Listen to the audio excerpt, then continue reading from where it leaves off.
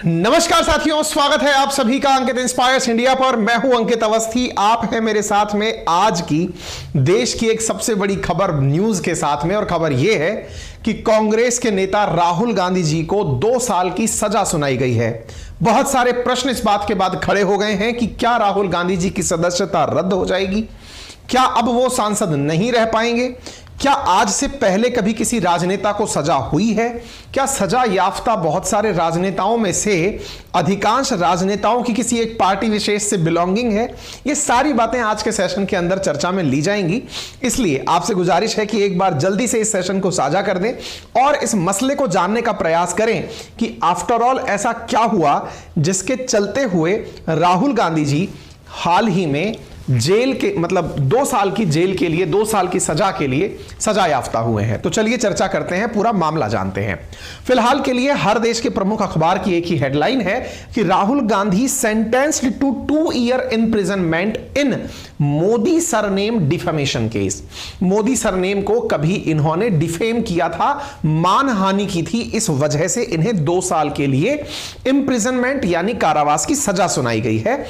Rahul Gandhi gets 2 year jail in Modi surname case, 30 days to appeal. और यहां सजा सुनाते हुए कोर्ट ने यह भी कहा कि 30 दिन की आपको मोहलत दी जाती है कि आप अगले 30 दिन के अंदर चाहें तो अपील कर सकते हैं। और अपील के दौरान जब तक आप अपील करेंगे उच्च कोर्ट में, क्योंकि यह सूरत कोर्ट के द्वारा दिया गया है, तो आपको हाई कोर्ट में और उससे आगे सुप्रीम कोर्ट में अपील करने का प्रावधान है और आपको 30 दिन का समय दिया जाता है, तब तक आपको जमानत पर छोड़ा जा रहा है। यानी 30 दिन के भीतर भीतर यदि आपने अपील नहीं की तो आपको फिर जेल जाना होगा, और वो भी पूरे 2 साल के लिए। और अगर 2 साल की जेल इन्हें बोलती है तो फिर क्या इनकी संसदी चली जाएगी, क्या ये कभी चुनाव नहीं लड़ पाएंगे? आज के सेशन में इन तमाम विषयों पर चर्चा होगी। तो Rahul Gandhi India's Congress leader sentence to jail for Modi thieves remark. इन्होंने क्या कहा था जिसके चलते इन्हें जेल हुई है, अब उस विषय पर चलते हैं। इन्होंने मोदी सरनेम को चोर कहा था, और ये जो चोर का शब्द है इन्होंने एक चुनावी रैली में किया था और उसके बाद से इनके ऊपर केस किया गया था। Chief judicial magistrate H Verma ने 17 मार्च को सुनवाई पूरी होने के बाद फैसला अपने पास सुरक्षित रख लिया था। यह फैसला सूरत की जिला अदालत ने सुनाया है और इसे आपराधिक मानहानि केस माना गया है। यह मानहानि केस भी 2 प्रकार के होते हैं, आज उनके बारे में भी हम जानेंगे। मानहानि बोले तो डिफेमेशन, किसी की एक प्रकार से आसान भाषा में इज्जत ना रखना, दैट इज डिफेम करना, ठीक है। जज ने राहुल गांधी को दोषी करार करते हुए पूछा कि क्या वह कुछ कहना चाहते हैं, तो राहुल जी ने इस जगह कहा कि भ्रष्टाचार के खिलाफ वो बोलते रहते हैं, लेकिन जानबूझकर ऐसा कुछ नहीं कहा था। जानबूझकर नहीं कहा था। बचाव पक्ष के वकील ने राहुल जी ने जो बात कही थी उससे किसी को हानि नहीं हुई तो कम से कम सजा दी जाए। वह अभियोजन पक्ष के वकील ने कहा कि राहुल गांधी सांसद हैं, जो लोग कानून बनाते हैं वही तोड़ते हैं, तो इसका समाज में क्या संदेश जाएगा, इसलिए उन्हें अधिकतम सजा दी जानी चाहिए। यानी जो सजा मांगने वाले वकील थे उन्होंने कहा कि इन्हें इसलिए सजा दी जानी चाहिए क्योंकि ये खुद कानून बनाते हैं, और जब कानून तोड़ेंगे यही लोग तो फिर लोगों में मैसेज क्या जाएगा, इसलिए सजा दीजिए। वहीं दूसरी तरफ वकील ने कहा कि ये सांसद हैं तो इन्हें कम सजा दी जाए। तो इस प्रकार से यह मैसेज चलता रहा। मामला कब का है, तो असल में राहुल गांधी जी के खिलाफ ये जो मानहानि का मामला है ये 4 साल पुराना है। वर्ष 2019 के अंदर जब लोकसभा चुनाव प्रचार कर रहे थे तो कर्नाटक में इन्होंने एक आपत्तिजनक टिप्पणी की थी, जिसमें इन्होंने एक शब्द का इस्तेमाल करते हुए कहा था, कर्नाटक के कोलार में एक चुनावी सभा हो रही थी अप्रैल 2019 में, तो इन्होंने कहा था कि सारे चोरों के सरनेम मोदी कैसे हो जाते हैं, यानी सभी के सरनेम पर मोदी नाम कैसे आ जाता है। ये आप एक बार के लिए ऑडियो सुन सकते हैं जिसकी वजह से ये हो रहा है। आपके जेब में से पैसा निकाल के बैंक में डालते हैं और फिर आपको पता लगता है 13 अप्रैल 2019 कोलार कर्नाटक। 35,000 करोड़ रुपए आपकी जेब से निकालकर उसकी जेब में। मेहुल चौकसी, ललित मोदी। अच्छा, एक छोटा सा सवाल, इन सब के नाम, इन सब चोरों के नाम मोदी मोदी मोदी कैसे हैं? नीरव मोदी, ललित मोदी, नरेंद्र मोदी, और अभी थोड़ा ढूंढेंगे तो और बहुत सारे मोदी निकलेंगे। इस विषय में सवाल, इन सब के नाम, इन सब चोरों के नाम मोदी मोदी मोदी कैसे हैं? इन सब चोरों के नाम मोदी मोदी मोदी कैसे हैं, और अगर ढूंढेंगे तो और ललित मोदी, नरेंद्र मोदी, और अभी थोड़ा ढूंढेंगे तो और बहुत सारे मोदी निकलेंगे। और अगर थोड़ा ढूंढेंगे तो और मोदी निकल आएंगे। इनके इस बयान में असल में मोदी सरनेम से जो जर्नलाइज किया गया, असल में मोदी एक सरनेम है तो निश्चित ही वो किसी कास्ट से जुड़ा है, और जब किसी कास्ट से जुड़ा है तो उस कास्ट के हर व्यक्ति के पीछे, जिसके पीछे भी नाम के पीछे मोदी जुड़ा है, अगर ये जर्नलाइज कर दिया जाए कि इस जाति के लोग, इस सरनेम के लोग चोर होते हैं, तो निश्चित ही ये उस समाज के वर्ग के लिए मानहानि तुल्य ही है। क्योंकि इन्होंने ये कहा कि सारे चोरों के नाम के पीछे मोदी मोदी मोदी कैसे हो रहा है, नीरव मोदी हो रहा है, ललित मोदी हो रहा है, और अब नरेंद्र मोदी भी इन्होंने सरनेम से रिलेट कर दिया। साथ में यह भी कहा कि यदि और खोजने जाओगे तो संभव है कि कोई और मोदी भी मिल जाएगा।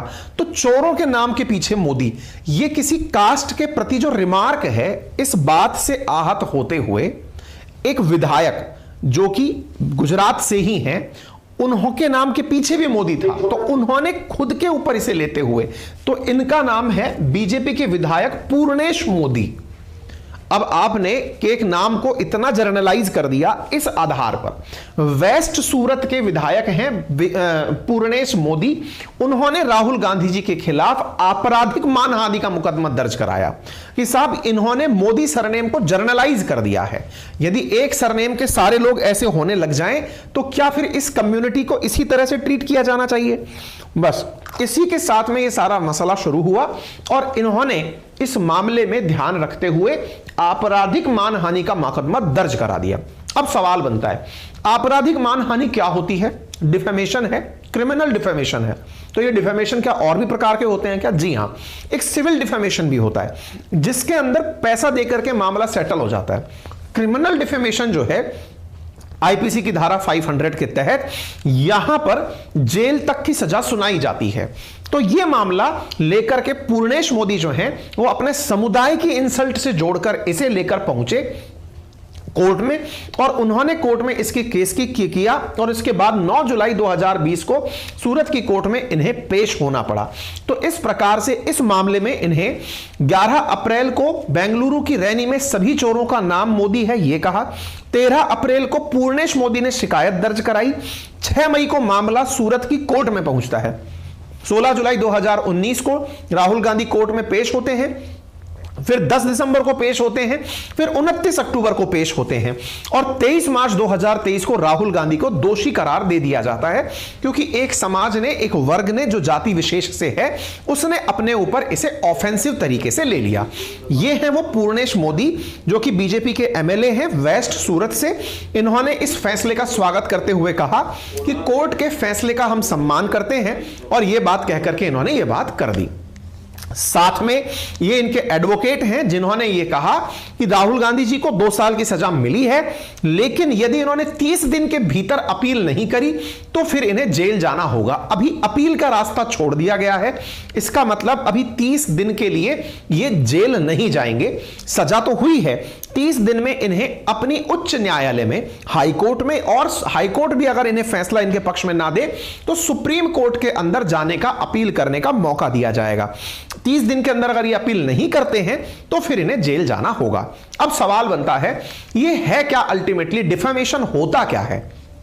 तो साथियों, the communication of a false statement, एक ऐसा झूठा वाक्य जो किसी भी व्यक्ति की रेप्यूटेशन को, किसी व्यवसाय की रेप्यूटेशन को, किसी प्रोडक्ट की, किसी ग्रुप की, किसी सरकार की, किसी रिलीजन की और नेशन की रेप्यूटेशन को कम करता हो या नुकसान पहुंचाता हो, उसे डिफेमेशन कहते हैं। लेकिन भारत में डिफेमेशन दोनों ही प्रकार का हो सकता है, सिविल प्रकार का और क्रिमिनल प्रकार का। सिविल प्रकार के डिफेमेशन में कोई आरोप या कोई स्टेटमेंट जो कि झूठ है और इस तरह से एक्सपेक्ट किया गया है कि सामने वाले व्यक्ति से इस बारे में कोई कंसेंट नहीं लिया गया है, ऐसी स्थिति में provision of claiming monetary compensation from the defendant for the defamation, इसका अर्थ यह हुआ जिसे उस बात से बुरा लगा वो व्यक्ति कोर्ट में जाकर जिसने गलत बोला उसके खिलाफ शिकायत करके अपने लिए जो उसकी मान मर्यादा को बुरी बात लगी उसकी रोकड़ा वसूली कर सकता है कि इनके कहने से मेरी इतनी वैल्यू कम हो गई तो माननीय कोर्ट आप हमें इतना राहत दें।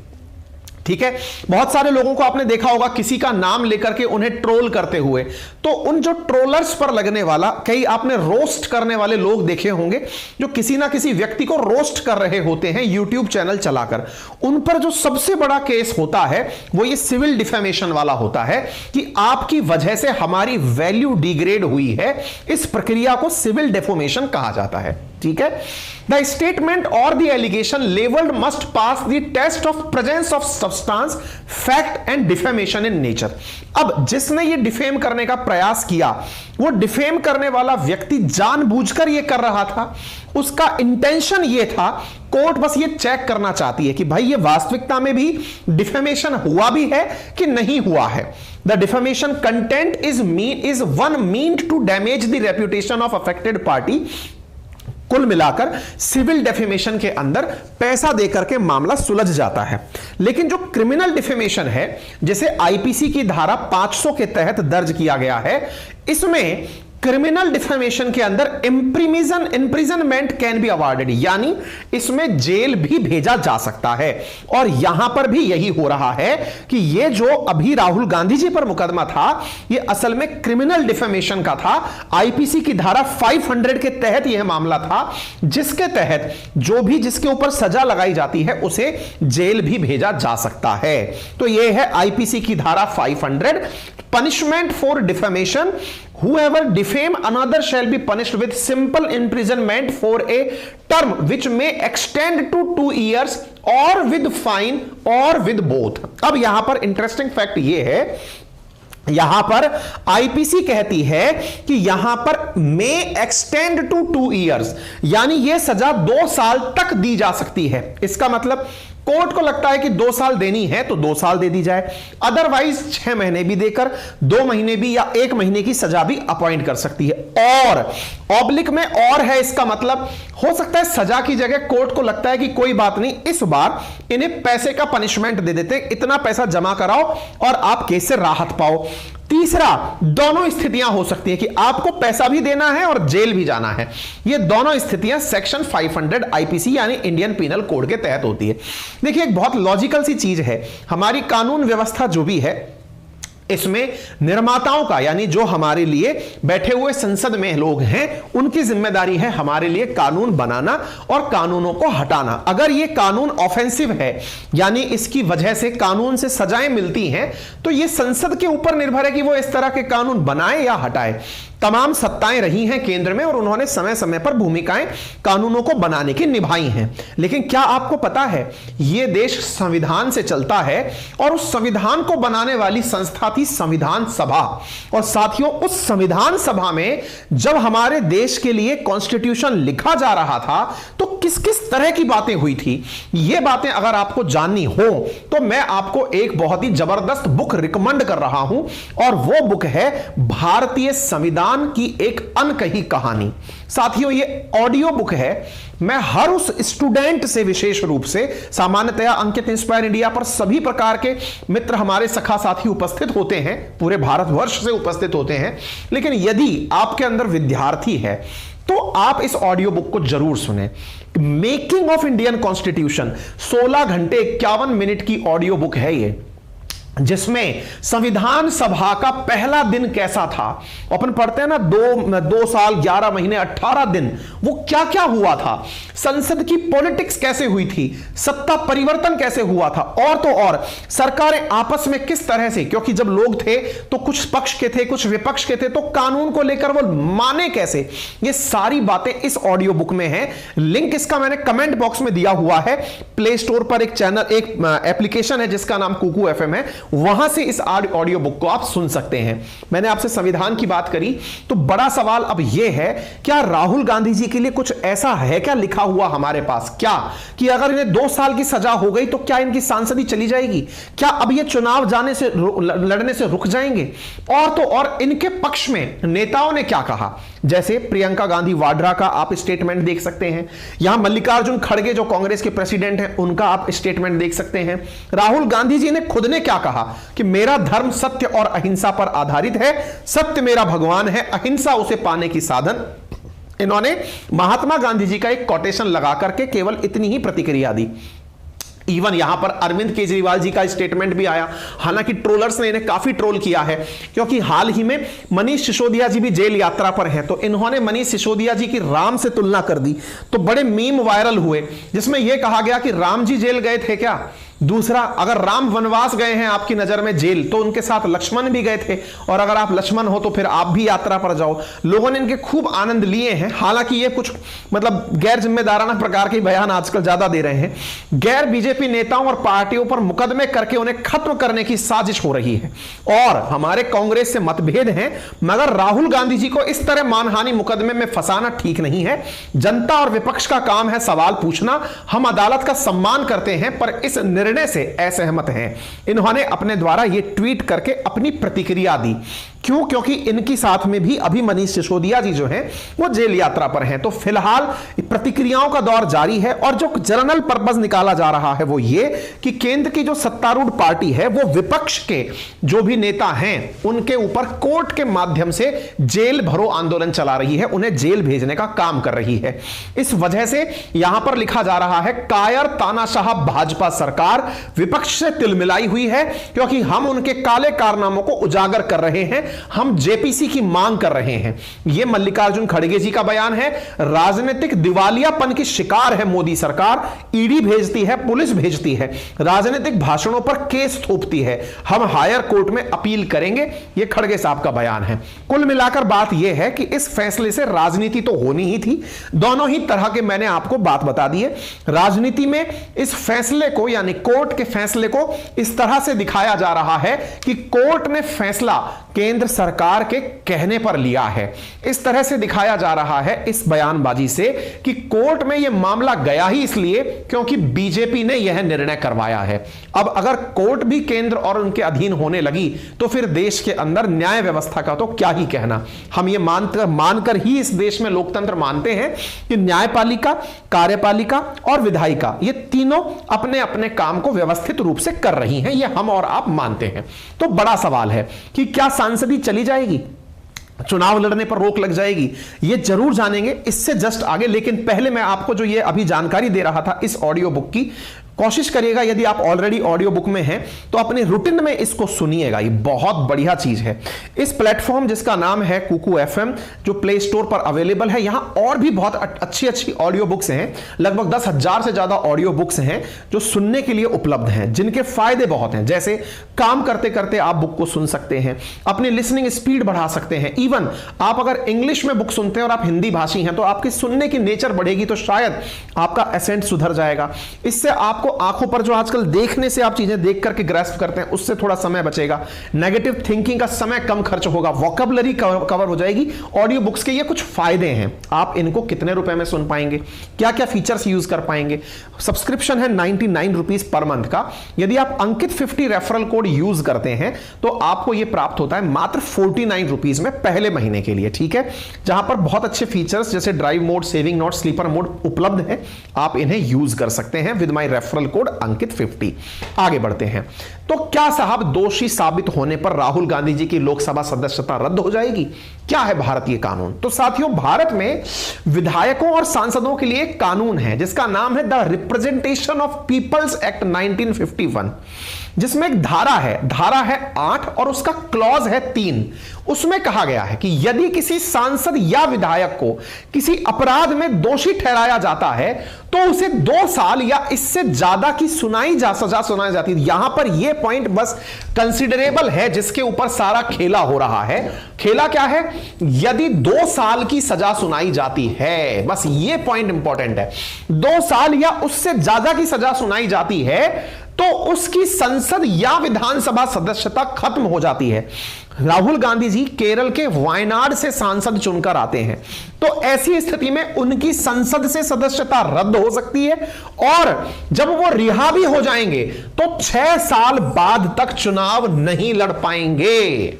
ये ध्यान से सुनिएगा, 2 साल की सजा का प्रोविजन जैसे ही यहां आता है तो रिप्रेजेंटेशन ऑफ पीपल्स एक्ट 1951 की धारा 8 का क्लॉज 3 एक्टिवेट हो जाता है, जो कहता है कि यदि किसी भी विधायक या सांसद को 2 साल या उससे अधिक की सजा मुकर्रर हुई है तो वह व्यक्ति आने वाले मतलब सजा काटने के भी 2-6 साल बाद तक अपना चुनाव नहीं लड़ सकता।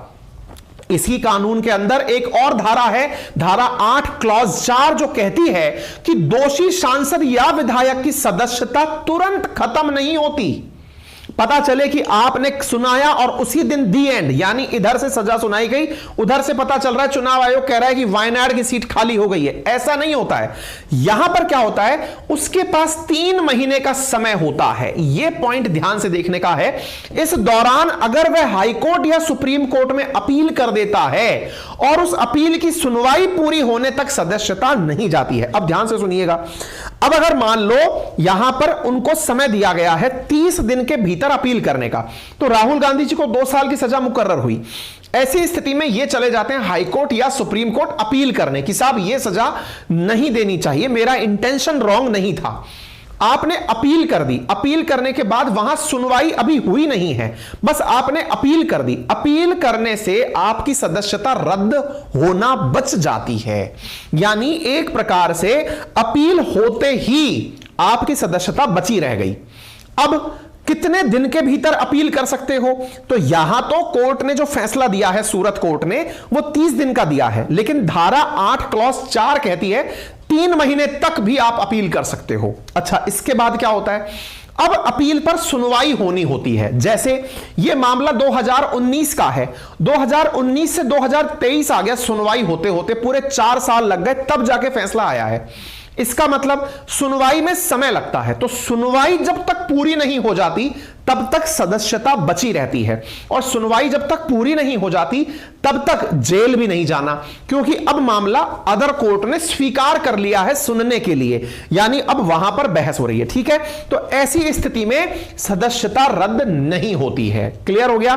तो अब यहां पर यह जानकारी किसने दी, तो ये एस.वाई. कुरैशी साहब हैं, 17वें चीफ जस्टिस रहे हैं भारत के।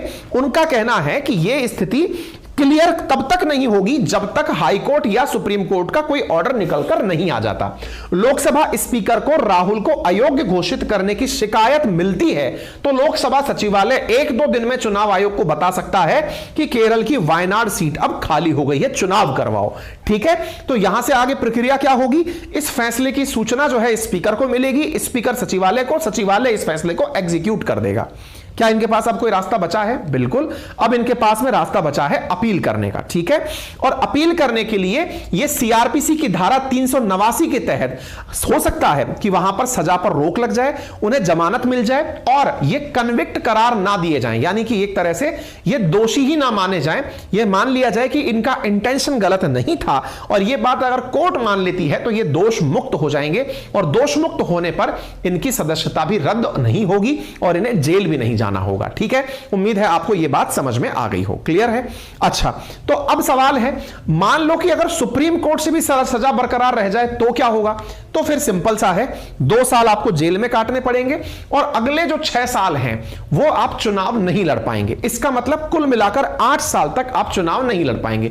ये वो कंडीशन है जब अभी सूरत कोर्ट से ऊपर हाई कोर्ट और हाई कोर्ट से ऊपर सुप्रीम कोर्ट तीनों की तीनों सुनवाई ना करें, उस समय की स्थिति है ये। ठीक है, क्या ऐसा हो पाएगा? मतलब पॉसिबल, मतलब बहुत ही मतलब लीस्ट प्रायिकता है। अगर पुराने रिकॉर्ड उठाकर देखो आप कन्विक्शंस के, तो आपको यह पता चलता है कि इस केस में आईपीसी की धारा 500 के तहत अधिकतम 2 साल की सजा थी और वही सजा कोर्ट ने दे दी है। इसका मतलब यह हुआ कि हाई कोर्ट इस मसले के अंदर सजा को जैसे भी हल्का कम करेगी तो वो वाला प्रोविजन ही यूजलेस हो जाएगा जो आरपीए एक्ट 1951 के क्लॉज धारा 8 के तहत सब क्लॉज 3 में लिखा गया है। ठीक है, अच्छा, क्या इनके खिलाफ कोई और भी मामला चल रहा है क्या? मानहानि के इनके ऊपर बहुत सारे मामले चल रहे हैं। जैसे इन्होंने 2014 के अंदर महात्मा गांधी की हत्या का आरोप आरएसएस पर लगा दिया था। उसके तहत एक आरएसएस कार्यकर्ता ने इन पर दोनों ही धारा 499 और 500 के तहत केस दर्ज करा रखा है, जो महाराष्ट्र में चल रहा है।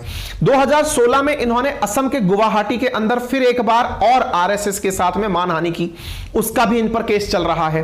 2018 में इन्होंने झारखंड की राजधानी रांची में भी इनके ऊपर एक केस और दर्ज हुआ, जिसमें इन्होंने यह कहा था कि इनका राहुल गांधी के बयान पर आपत्ति थी, जिसमें इन्होंने मोदी जो है वो मोदी चोर है ऐसा कहकर इन्होंने बयान दिया था। ऐसे ही 2018 में इनके ऊपर एक और मानहानि का केस दर्ज हुआ, जिसमें इन्होंने एक पत्रकार थी गौरी लंकेश, उसकी हत्या का जो कारण है वो बीजेपी और संघ की विचारधारा को कह दिया था। इस प्रकार से इनके ऊपर कई मानहानि के मुकदमे ऑलरेडी चल रहे हैं। ठीक है, तो अब ऐसी स्थिति में किसका क्या फैसला आएगा, कब आएगा, वो आने वाला समय बताएगा। लेकिन सवाल है, क्या ऑलरेडी कोई राजनेता ऐसा है जो इस आरपीए की धारा के तहत, मतलब रिप्रेजेंटेशन ऑफ पीपल्स एक्ट की धारा की वजह से चुनाव नहीं लड़ पा रहा हो, या फिर जो अभी तक सजा याफ्ता हो? जी हां, आपने लालू यादव जी के बारे में जानिए। 2013 में कोर्ट ने लालू यादव को दोषी ठहराते हुए 5 साल की सजा सुनाई थी।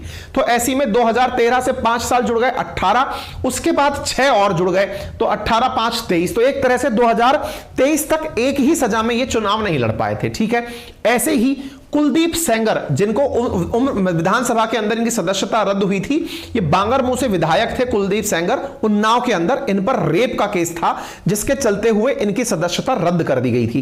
क्या कोई और भी है?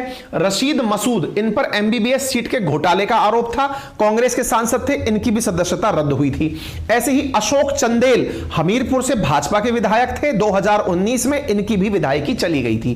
कहने का कुल मिलाकर अर्थ यह है कि इस कानून के तहत ना केवल विधायकी जाती है, अपितु अगले 6 साल तक चुनाव ना लड़ने का भी प्रावधान होता है। ठीक है, उम्मीद है आपको पूरी तरह से विषय वस्तु मामले की शुरुआत से लेकर अंत तक समझ में आ गया होगा। क्लियर? यदि आपको यह जानकारी पसंद आई है तो अपने सभी साथियों के साथ साझा करें।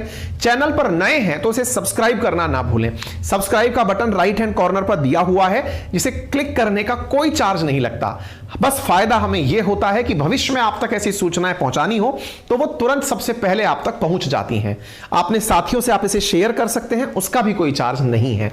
वीडियो पसंद आया तो लाइक करें और अपनी कमेंट जो है वो कमेंट बॉक्स में सेशन पूरा होने के बाद हमें जरूर बताएं। ठीक है, बाकी मैंने एक लिंक आपके साथ कमेंट बॉक्स में पिन किया है, जो कि है कुकू एफएम का, जिस पर आप मेरा रेफरल कोड अंकित 50 यूज करके 50% डिस्काउंट के साथ 49 रुपीज में पहले महीने के लिए कुकू एफएम का सब्सक्रिप्शन ले सकते हैं, जिससे आपको 10,000 ऑडियो बुक सुनने को मिलती हैं। साथियों, इसके साथ साथ 1 अप्रैल से हमारे अपने एप्लीकेशन अपनी पाठशाला पर एक नया बैच शुरू होने जा रहा है, जिसमें आपको हिस्ट्री, ज्योग्राफी, पॉलिटी, इकोनॉमी जैसे सब्जेक्ट्स की शुरुआत से पढ़ाई की जाएगी। और यह बैच वर्ल्ड मैपिंग से शुरू कराया जा रहा है। यदि आप चाहते हैं इस बैच में एनरोल होना, तो आज ही प्ले स्टोर से हमारा एप्लीकेशन अपनी पाठशाला डाउनलोड करें और वहां पर पेड बैच के अंदर जाकर के अपने आप को एनरोल कर लें। यह बैच 1999 रुपीज में अवेलेबल है, जिसकी वजह से आपको पूरे 1 साल तक के लिए हमारे लेक्चर सुनने को मिलते हैं, जिसमें हम हिस्ट्री, ज्योग्राफी, पॉलिटी, इकोनॉमी पूरे डिटेल फाउंडेशन के साथ करा रहे हैं। ठीक है, जो विभिन्न प्रतियोगी परीक्षाओं, चाहे यूपीएससी फाउंडेशन हो, स्टेट पीसीएस हो, डिफेंस हो, रेलवे हो, इन सब के लिए बेहद जरूरी और काम के हैं। इसी प्रकार से बोर्ड से इंटरेक्टिव लर्निंग यहां पर कराई जा रही है। आप यहां जाकर के अपने बैचेस को बुक कर सकते हैं। और अधिक जानकारी के लिए और सहायता के लिए आप हमारे इन कॉन्टैक्ट नंबर पर सहायता के लिए कॉल भी कर सकते हैं। हां, जरूरी जानकारी यह है कि यदि 1 अप्रैल से पहले आप सीट रिजर्व करते हैं अपनी, तो आपको मार्च में जो कंटेंट हमने डिलीवर किया है वो आपको मिलता रहेगा। Thank you so much.